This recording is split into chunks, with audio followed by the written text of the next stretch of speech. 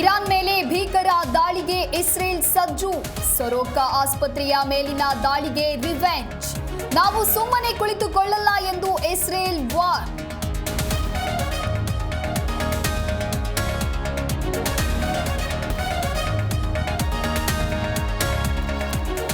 Israel ಬೆನ್ನಿಗೆ ನಿಂತ ವಿಶ್ವದ ದೊಡ್ಡಣ್ಣ.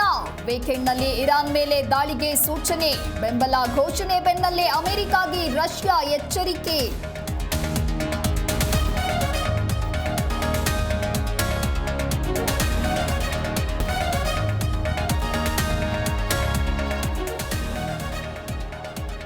ಕೇತಗಾನಹಳ್ಳಿ ಬಳಿ ಸರ್ಕಾರಿ ಭೂಮಿ ಒತ್ತುವರಿ ಆರೋಪ. ಕೇಂದ್ರ ಸಚಿವ ಕುಮಾರಸ್ವಾಮಿಗೆ ರಿಲೀಫ್. ಸರ್ಕಾರ ರಚಿಸಿದ್ದ ಎಸ್ಐಟಿಗೆ ಹೈಕೋರ್ಟ್ ಮಧ್ಯಂತರ ತಡೆ.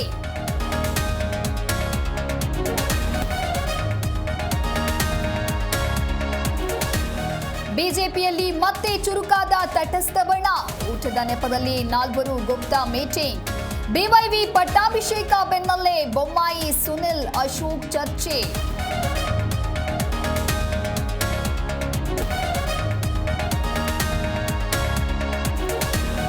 ಆಟವಾಡುವಾಗ ಕೆರೆಗೆ ಬಿದ್ದು ಅವಳಿ ಮಕ್ಕಳಿಬ್ಬರು ಸಾವು. ಮೃತದೇಹ ಕಂಡು ಕುಟುಂಬಸ್ಥರ ಆಕ್ರಂದನ. ಹುಬ್ಬಳ್ಳಿಯ ಯರಿನಾರಾಯಣಪುರದಲ್ಲಿ ಘಟನೆ.